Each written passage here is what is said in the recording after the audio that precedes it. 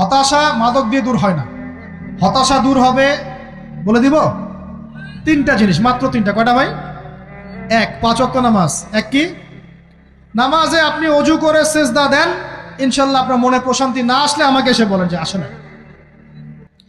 চোখের পানি, মনের আবেগ যা আছে আপনার ভিতরে, কষ্ট, দুঃখ, যন্ত্রণা, সব আল্লাহকে ঢেলে দিবেন ইনশাল্লাহ। নিজের আবেগ ধরে রাখবেন এখানে, আপনি আল্লাহর জন্য ঢেলে দিবেন। মানুষকে আবেগ দেখে কি লাভ? মানুষ আপনার চোখের পানির মর্ম বুঝবে? মানুষ কি মানুষের চোখের পানির মর্ম বুঝে? আপনার পিতা যদি মারা যায়, আমার কাছে এসে দোয়া চান কান্নাকাটি করে, আমি দোয়া করতে পারবো, কিন্তু আমি কিন্তু আপনার ফিলিংসটা বুঝতে পারবো না। আপনার অনুভূতি কে বুঝতে পারবেন? আল্লাহ পাক আপনার ঘাড়ের রগের চেয়েও কাছে আছেন। সুবহানাল্লাহ, সুবহানাল্লাহ। আল্লাহ পাক ঘাড়ের রগের চেয়ে কাছে আছে। গতকালকে বাংলাদেশের একজন বরেণ্য আলেমের সাথে একটা কনফারেন্সে ছিলাম। উনি বলছিলেন যে এক ব্যক্তি, এটা শোনেন, এক ব্যক্তি খুব তার শখ যে তিনি সাহাবীদের মতো নামাজ পড়া শিখবেন। কথা বুঝতে পারছেন? সাহাবীদের মতো নামাজ শিখবেন। তো একজন বরেণ্য আলেমের কাছে এসেছেন, এসে বলছেন যে আমাকে সাহাবীদের মতো নামাজ শিখিয়ে দেন। তখন সেই আলেম আরেকজন আলেমের সন্ধান দিয়েছেন, যা তুমি তার কাছে যাও, তিনি শেখাবেন।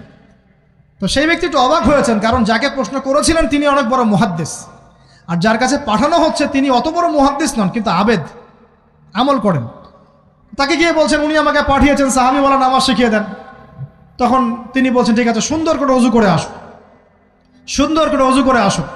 অজু করার সময় খালি খেয়াল রাখবা যে আমি অজু করছি শুধু আল্লাহর সন্তুষ্টির জন্য। কি খেয়াল রাখবেন? অজু করছি শুধু আল্লাহকে রাজি খুশি করার জন্য অজু করছে, আর কোনো উদ্দেশ্য নাই আমার। অজু করতে যাচ্ছে, তিনি আবার বলছেন দাঁড়াও, শুধু আল্লাহকে রাজি খুশি করার জন্য অজু করো। আবার শুরু করছেন, আবার বলছেন শোনো, শুধু আল্লাহকে রাজি খুশি করার জন্য অজু করো। এভাবে বলতেই আছেন, নামাজে দাঁড়িয়েছেন, দাঁড়ানোর আগে বলছেন শোনো, শুধু আল্লাহকে রাজি খুশি করার জন্য নামাজ পড়ো। বলতেই আছেন। এক পর্যায়ে সে ব্যক্তি নামাজ শুরু করলো, নামাজে মনোযোগ এদিক ওদিকে যায়, আর তার মাথায় এটা আসে, এই শুধু আল্লাহকে রাজি খুশি করার জন্য আমাকে নামাজ পড়তে হবে, শুধু আল্লাহকে রাজি খুশি করার জন্য নামাজ পড়তে হবে। এই চিন্তা তার মনের মধ্যে ঘুরপাক খাচ্ছে। এভাবে নামাজটা সে শেষ করেছে। শেষ করে চিন্তা করছে যে নামাজ তো পুরোপুরি মনোযোগ দিতে পারলাম না, বারবার মাথার মধ্যে এরকম চিন্তা আসছে, আল্লাহ আমাকে তো মাফ করে দাও, নামাজটা আমার মনে হলো না ঠিক মতো। তখন সে ফিরে এসে তার সে ওস্তাদকে বলছেন আমার তো নামাজ এরকম করে পড়লাম, কিন্তু শেষমেশ মনে হলো যে নামাজটা হয়তো কবুল হয় নাই, আল্লাহর কাছে খুব মাফ চাইলাম, আল্লাহ আমাকে মাফ করে দাও, নামাজটা মনে হলো না। তখন সেই যে প্রথম ব্যক্তি যিনি পাঠিয়েছেন তিনি বলছেন এটাই হলো সাহাবীওয়ালা নামাজ। তারা আল্লাহকে রাজি খুশি করার জন্য নামাজ পড়তেন, নামাজ শেষ করে আল্লাহর কাছে ইস্তেগফার করতেন, আল্লাহ কিছুই হলো না, কিছুই হলো না। আমার কথা কি বুঝতে পারছেন? অতএব আল্লাহকে রাজি খুশি করার জন্য আপনি আপনার আবেগ, আপনার ইবাদত সব ঢেলে দিবেন ইনশাআল্লাহ। অন্য কারো কাছে কিছু পাওয়ার আশা করব। আমাকে আল্লাহ পাঠিয়েছেন দুনিয়াতে নামাজ পড়তে, রোজা রাখতে, দিনের প্রচার করতে, দিনের জ্ঞান অর্জন করতে, এই তো। তা আমি একজন মেয়ের জন্য জীবন নষ্ট করে দিব কেন? আমি তাহলে আল্লাহর কাছে কি মুখ দেখাবো, আর নবীর কাছে কি মুখ দেখাবো? ওখানে গিয়ে বলবো আল্লাহ আমি আমার অমুক প্রেমিকার জন্য আশেক হয়ে একদম জীবন দিয়ে দিয়েছি, আত্মহত্যা করেছি। গেছে ভাই, যাইতে দেন। যে ব্যক্তি আপনার অবস্থানকে মূল্যায়ন করে নাই সে আপনার যোগ্য ছিল না। এখন আপনি কি করবেন? নিজের অবস্থান উন্নত করেন, আপনার পিছনে লাইন ধরে ঘুরবে ইনশাআল্লাহ। এটাই বাস্তবতা। দুনিয়া খুব খারাপ জিনিস।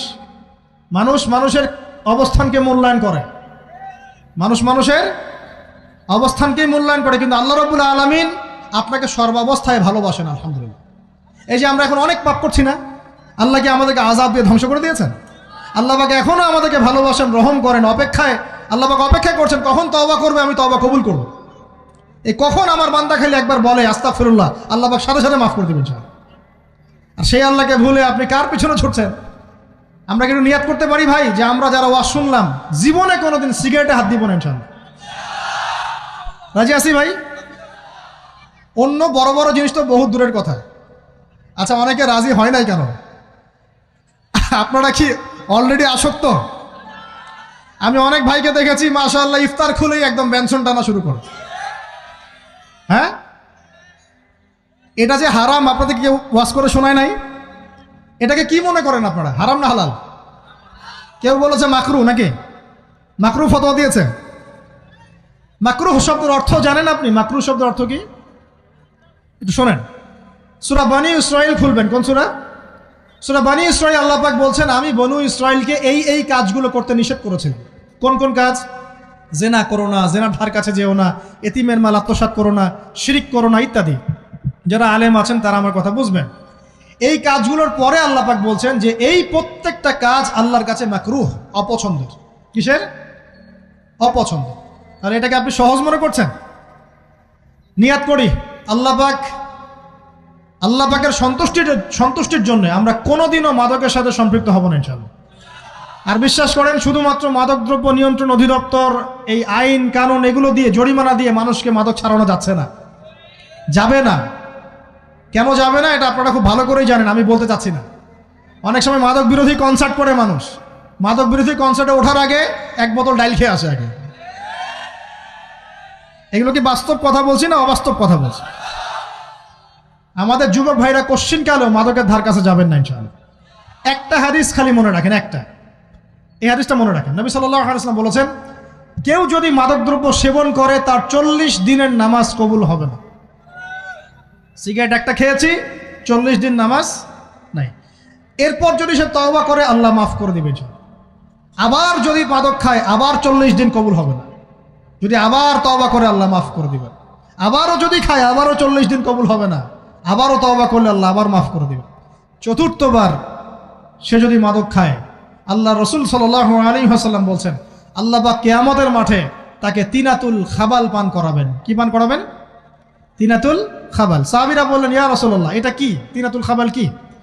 নবী সাল্লাল্লাহু আলাইহি ওয়াসাল্লাম বলছেন, এটা হচ্ছে জাহান্নামীদেরকে আযাব দেওয়ার পর তাদের রক্ত মাংসের যে পুঁজ বের হবে, এই যে ড্রিঙ্কস, জাহান্নামের হার্ড ড্রিঙ্কস, এই ড্রিঙ্কসের নাম হলো তিনাতুল খাবাল। আল্লাহ পাক আমাদের সবাইকে মাদক থেকে বাঁচিয়ে রাখে। আমল হচ্ছে কোরআন তেলাওয়াত। যে ব্যক্তি কোরআন তেলাওয়াত করতে পারে নিয়মিত, তার মনের মধ্যে এই হতাশা, এই ভীরুতা, এই কাপুরুষতা কিচ্ছু আসবে না ইনশাআল্লাহ। আমি গ্যারান্টি দিচ্ছি আপনাকে, হতাশা আসবেই না আপনার মনে যদি আপনি কোরআন বুঝতে পারেন। কোরআনের একটা আয়াত নিয়ে কোনো সময় দেখা যায় 2-3 ঘন্টা সময় পার হয়ে যাচ্ছে, আয়াতটা ছেড়ে সামনে যেতে পারছি না। কোরআনের ভিতরে ঢুকলে আপনি দুনিয়ায় ভুলে যাবেন কি হচ্ছে আশপাশে। আমি এমন অনেক আলেমকে দেখেছি যে একটা বই, পাতলা একটা বই, আরবি বই নিয়ে পড়া শুরু করেছেন, ওই যে ফজরের পরে জোহরের ওয়াক্ত হয়ে যাচ্ছে, বইটাই শেষ করতে পারেননি এখন। বুঝতে পারবেন না? যখন আপনি ইলমের ভিতরে ঢুকে যাবেন, কোরআনের ভিতরে, হাদিসের ভিতরে, আপনার দুনিয়ার খেয়ালই নাই। একজন আলেম, তিনি এক রাত্রে একটা বই লিখেছিলেন, চটি বই, এক রাত্রের মধ্যে। বলা হচ্ছে, তার সম্পর্কে বলা হচ্ছে যে রাতের খাবার তাকে দেয়া হয়েছে যে আপনি এটা খেয়ে নেন। তো সে খাবারটা পাশেই আছে, খাবারটা খাবো, এটা লিখে খাবারটা খাবো, এরকম তার চিন্তা ছিল। ফজর হয়ে গেছে, বই লেখাও শেষ, খাবার এই অবস্থায় পড়ে আছে, ডুবে গেছেন ভিতরে, খাওয়ার মাথায় তার খেয়াল নাই। এরকম হয়। একজন মনীষী, বিখ্যাত মনীষী, রিয়াদুস সালেহীন কিতাবের রাইটার, সংকলক আল্লামা নববী রাহিমাহুল্লাহ, এরকম সারা রাত চলে গেছে, পাশে 2টা খেজুর, ওই 2টা খেজুর খাওয়ারই সময় পান। হাদিস নিয়ে গবেষণা করতে রাত পার হয়ে গেছে। আমি বলতে চাচ্ছি, যখন ইলমের ভিতরে, কোরআন হাদিসের ভিতরে ঢুকে যাবেন, আপনার দুনিয়ার খেয়াল আপনার চলে যাবে ইনশাআল্লাহ। এই টেনশন, হতাশা, এই সেই বাদ, তখনই আল্লাহ পাক আপনাকে তার পক্ষ থেকে রহমত দিবেন, বরকত দিবেন। আল্লাহ আপনার দুনিয়ার কাজগুলো করে দিবেন ইনশাআল্লাহ। তখন দেখবেন কেউ আপনার দুনিয়ার ওই কাজটা করে দিয়েছে, কেউ ওই কাজটা করে দিয়েছে, কেউ বাসায় খাবার পাঠিয়ে দিয়েছে, আল্লাহ পাকই এগুলো করাই দিবেন ইনশাআল্লাহ। তো প্রিয় ভাইরা, মাদকে যাবো না আল্লাহর কাছে আসবো? 2 নাম্বার কোরআন তেলাওয়াত, 3 নাম্বার আল্লাহর জিকির। 3 নাম্বার কি ভাই? আল্লাহর জিকির। চলতে ফিরতে সব সময় মুখ চলতে থাকবে, মুখ না চললেও মনে মনে মন তাজা থাকবে, মনে মনে জিকির হতে থাকবে। মনে মনে জিকির করতে পারেন? মুখ নড়বে না, কিন্তু মনে মনে আপনার একটা জিকির হতে থাকবে, সুবহানাল্লাহ ওয়া আলহামদুলিল্লাহ, লা ইলাহা ইল্লাল্লাহ, আল্লাহু আকবার। পারা যাবে? পারে। মানুষের মন কখনো চুপ করে থাকে না, কিন্তু মানুষের মন অলওয়েজ কিছু না কিছু চিন্তা করতে থাকে না, যতক্ষণ না ঘুমায় মানুষ। তো প্রিয় ভাইরা, বেশি বেশি জিকির করব, সুবহানাল্লাহ, আলহামদুলিল্লাহ, লা ইলাহা ইল্লাল্লাহ, আল্লাহু আকবার, লা হাওলা ওয়ালা কুওয়াতা ইল্লা বিল্লাহ, এগুলো চলতে থাকবে। আল্লাহ পাক তৌফিক দান করুন, আমিন। আমরা আমাদের সমাজে যুবকদেরকে এরকম টিকটকে দেখছি, অনলাইনে আসক্ত দেখছি, জেনায় আসক্ত দেখছি, পর্নোগ্রাফিতে আসক্ত দেখছি। আমরা দেখছি আমাদের যুব সমাজকে মাদকে আসক্ত, কিশোর গ্যাংয়ে আসক্ত। এইগুলো কি আমাদের কাম্য ছিল ভাই? আমাদের কাম্য ছিল? এই অবস্থায় কি যুব সমাজ আল্লাহ পাকের দ্বীনের পতাকা হাতে নিয়ে আল্লাহর জমিনে দিন কায়েম করতে পারবে কিনা একটু আমাকে উত্তর দেন দেখি। এখন এই অবস্থায় পারবে? অতএব অবস্থার উন্নতি করতে হবে কিনা? উন্নতির জন্য রাজি আছি কিনা ইনশাআল্লাহ? আমরা চাই কি আল্লাহ পাকের দিনটা আল্লাহর জমিনে প্রতিষ্ঠা লাভ করুক, আল্লাহর দিন সবার ঘরে ঘরে পৌঁছে যাক, আল্লাহ পাকের দিনের যে সৌন্দর্য সবাই সেটাই, এই সৌরভটা সবাই পাক, আমরা চাই কিনা? সমাজে শান্তি প্রতিষ্ঠা হোক, আবার সেই রাসূলের মতো যুগ চলে আসুক, আমরা চাই কিনা? অতএব আমাদের সবাইকে যৌবনের এই প্রলোভনগুলো থেকে বেরিয়ে এসে আল্লাহ পাকের ইবাদতে আত্মনিয়োগ করতে হবে। আল্লাহ পাক আমাদের সবাইকে তৌফিক দান করুন, বলি আমিন। আমাদের সবাইকে আল্লাহ রাব্বুল আলামিন কুরআন এবং হাদিসের গভীর জ্ঞান অর্জন করার তৌফিক দান করুন, বেশি থেকে বেশি ইবাদত করার তৌফিক দান করুন। আল্লাহ পাক সবাইকে হারাম সমস্ত রিজিক থেকে বাঁচিয়ে রাখুন, জেনা, ব্যভিচার এবং নারীর ফিতনা, মাদক থেকে আল্লাহ বাঁচিয়ে রাখুন। আল্লাহ পাক আমাদের সবাইকে হালাল রিজিক, হালাল সম্পর্ক যথেষ্ট করে দিন। আল্লাহ পাক আমাদের সবাইকে যেন দিনের দাওয়াতের মেহনত করার তৌফিক দান করেন এবং আলেম ওলামার সাথে পরামর্শ করে দিন শেখার এবং বোঝার তৌফিক দান করেন। যুবতী দিনী বোনদের জন্য, এখানে বোনরা আছেন না? আছেন কি না? দিনী বোনরা আছেন?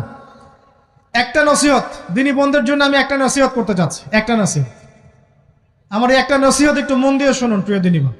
রাসূলুল্লাহ সাল্লাল্লাহু আলাইহি ওয়াসাল্লাম আমাদের দিনী বোনদের জন্য জান্নাতে যাওয়ার একটা ফর্মুলা বলে দিয়েছেন। আমি কি বলবো সেটা? আচ্ছা, রাসূলুল্লাহ সাল্লাল্লাহু আলাইহি ওয়াসাল্লাম বলেছেন আমাদের দিনী বোনেরা, আমাদের মায়েরা, এই নারী জাতি মাত্র 4টা কাজ করলে জান্নাতের যে কোনো দরজা দিয়ে ইচ্ছা প্রবেশ করতে পারবে ইনশাআল্লাহ। খুশি হন নাই? কয়টা কাজ? মাত্র 4টা। এক, যদি আমাদের দিনী বোনেরা 5 ওয়াক্ত নামাজটা ওয়াক্ত মতো পড়ে, আল্লাহ পাক তৌফিক দান করুন, বলি আমিন। 2 নাম্বার, যদি তারা রমাদান মাসের রোজাটাকে ঠিক মতো আদায় করতে পারে। 1 নাম্বার 5 ওয়াক্ত নামাজ ঠিকঠাক আদায় করা, 2 নাম্বার রমজান মাসে সাওম রাখা, 3 নাম্বার তাদের লজ্জাস্থানের হেফাজত করা, মানে শরঈ পর্দা মেনটেন করা, শরঈ পর্দা মেনটেন করা। এবং আমি বলে দেই, চেহারাটা আপনাদের পর্দার অন্তর্ভুক্ত। এটা নিয়ে অনেক বাকবিতণ্ডা হয় না সমাজে, চেহারা দেখানো যাবে কি যাবে না ইত্যাদি। চেহারা আপনার পর্দার অন্তর্ভুক্ত বিষয়, ফুল স্টপ। এর উপরে ফতোয়া অনেকভাবে দিচ্ছে, কিন্তু বরেণ্য উলামায়ে কেরামের কিতাবগুলো ঘাটাঘাটি করেন, তাদের ফতোয়া হচ্ছে চেহারা আপনার পর্দার অন্তর্ভুক্ত বিষয়, চেহারা ঢেকে রাখবেন, আল্লাহ পাক তৌফিক দান করুন। চোখ থাকবে খোলা, ঠিক আছে। 4 নাম্বার, স্বামীর আনুগত্য করতে হবে। স্বামীর আনুগত্য, এই যে আনুগত্য শব্দ শুনলেই মানুষের একটা মানে নেগেটিভ ধারণা তৈরি হতে পারে। স্বামীর আনুগত্য মানে কি আমি তার দাসত্ব করব? আনুগত্য মানে, প্রিয় দিনী বোন, আনুগত্য মানে দাসত্ব নয়। আনুগত্য মানে কোরআন সুন্নাহর যে বিধানগুলো আপনার স্বামী আপনাকে পালন করতে বলবে, আপনি সেগুলো করবেন, আপনি করতে বাধ্য। কিন্তু স্বামী যদি কোরআন সুন্নাহর বাইরে কিছু করতে বলে, সেটা মানতে আপনি বাধ্য নন। স্বামী যদি আপনাকে বলে যে সুদ খাও, এই যে সুদী এনজিওতে আসো, নাম লেখাও। স্বামী যদি আপনাকে বলে যে আসো বেপর্দায় বাইরে যাই, সাজুগুজু করে বের হও, চলো ঘুরে আসে বেপর্দায়। স্বামী যদি বলে দেবরকে একটু খাবারটা দিয়ে আসো, আমার অফিসের কলিগ আসছে, খাবার পরিবেশন করো, আসো ডাইনিংয়ে আসো। এই যে হারাম কাজ, বেপর্দার আদেশ করছে, সুদের আদেশ করছে, আপনি সেগুলো পালন করবেন না। কিন্তু হালাল বৈধ যে কোনো বিষয় আপনি স্বামীর আনুগত্য করবেন, এটা আপনার উপর ফরজ। এই 4টা কাজ যদি আপনি করতে পারেন, জান্নাতের যে কোনো দরজা দিয়ে ইচ্ছা আপনি প্রবেশ করতে পারবেন ইনশাআল্লাহ। আল্লাহ পাক আমাদের দিনী বোনদেরকে এই 4টা কাজ করার তৌফিক দান করুন। আমাদের সবাইকে আল্লাহ পাক জান্নাতের জন্য কবুল করুন, বলি আমিন।